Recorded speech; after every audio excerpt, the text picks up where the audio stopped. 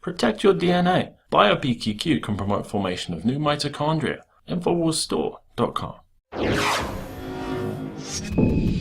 President Donald Trump is now the target of a coup d'etat against the deep state and intelligence agencies, as well as the mainstream media. Now, they are using Nazi Germany styles of propaganda in order to accomplish their goal of successfully character assassinating President Trump.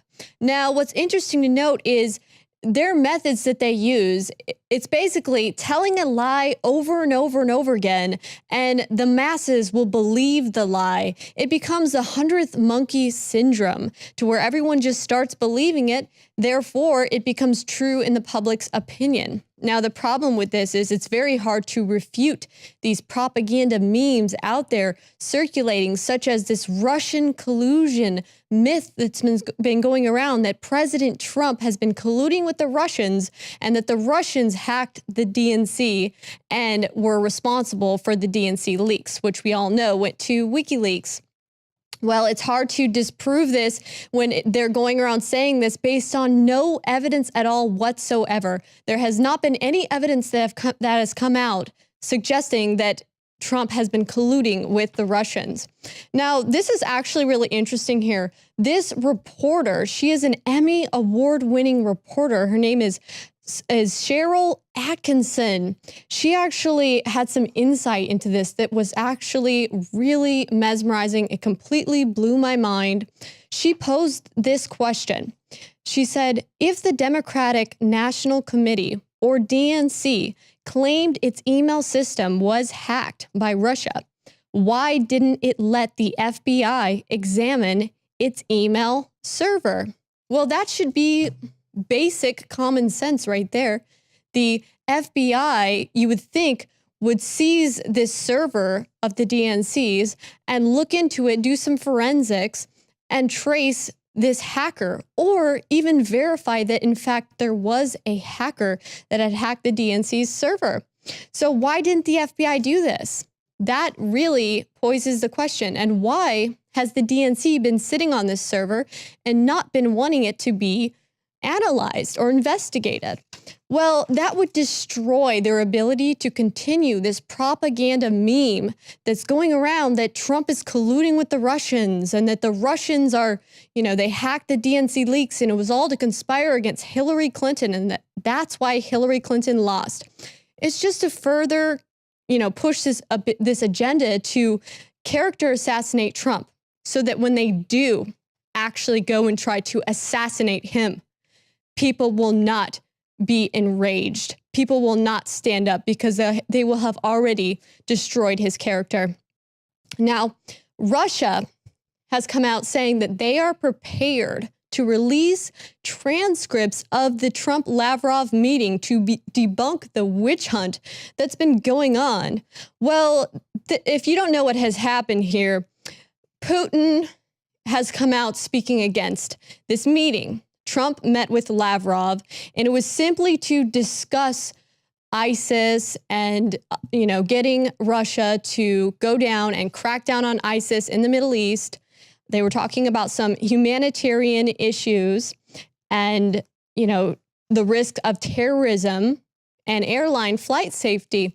Well, of course, the mainstream media decides to go out there and start saying that Trump had leaked classified information to the Russians, and it's some huge Russian conspiracy that's been whirling around. And so Putin came out and he, this is kind of funny what he said here. It had me laughing. He said, "We see that the United States has been developing political schizophrenia." That's right. He says political schizophrenia. And that right there, it's kind of true because we are seeing some of the most crazy political battlegrounds that's been going on in this country right now. We've never seen anything like it. He says, "This is the only thing I can think of when I hear allegations saying that the president has revealed some secrets to Lavrov." He added jokingly, "I will have to reprimand him because he shared these secrets neither with me nor with the Russian secret services, which is very inappropriate on his part."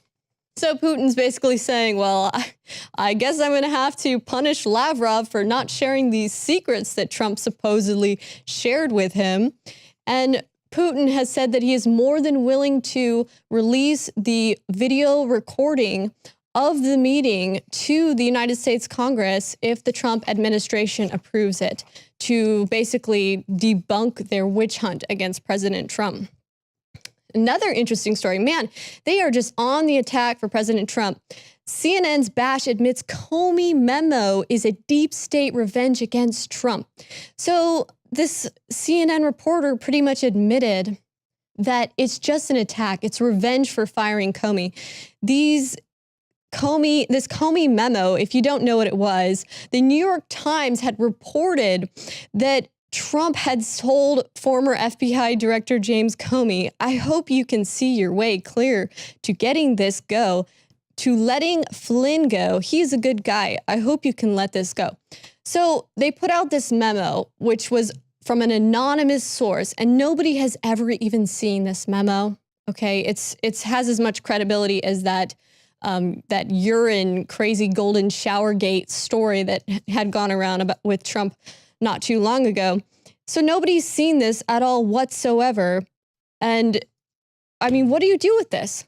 And you have mainstream media pundits out there just saying, oh, well, this is what happens when you pick a fight with the intelligence community. You pick a fight with deep state and they come and they get back at you.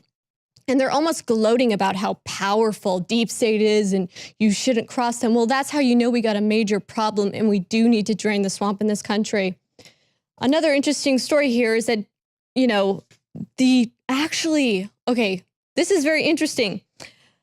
First, Republicans talk about President Trump's impeachment. They start saying they want to see impeachment of President Trump. And then next thing you know, the stock market dips down. It shed 300 points and the Dow. And they are experts in the stock market are attributing this directly to Washington. They say this is Washington driven, and they haven't seen something like it since 1998 or 99 when the Monica Lewinsky scandal broke with Bill Clinton. So this is a direct correlation. When people's hopes disappear and their hopes get crushed, that President Trump is going to be left alone by these cronies, these crony capitalists, and do his best to fulfill his campaign promises to bring back jobs, the stock markets go up. Right after the election, the stock markets went up. Now, as Republicans are starting to backstab Trump and say they want to talk about impeachment, the stock markets go down. Well, another interesting story. Whistleblower Chelsea Manning has just been released today. Chelsea Manning is now free after 7 years in a military prison after Obama commuted her sentence. Well, many of you know that Chelsea Manning was originally going by Bradley Manning when these allegations came forth after she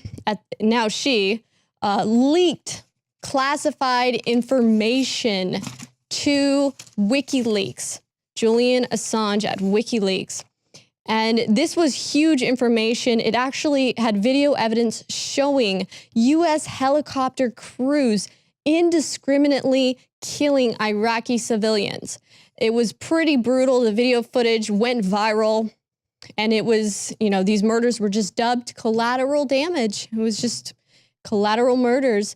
And so people have actually set up a GoFundMe for Chelsea Manning. And, now that she's released, $150,000 has been raised to cover living expenses, utilities, and so on and so forth. So it should be pretty interesting to hear some of the stories that come out, what it was like being in prison as a whistleblower, because we all know that very well could have been the destiny for Snowden after he had leaked. And I doubt Snowden would have been given the same pardon by President Obama. For more reports, go to Infowars.com for stories that the mainstream media won't tell you about.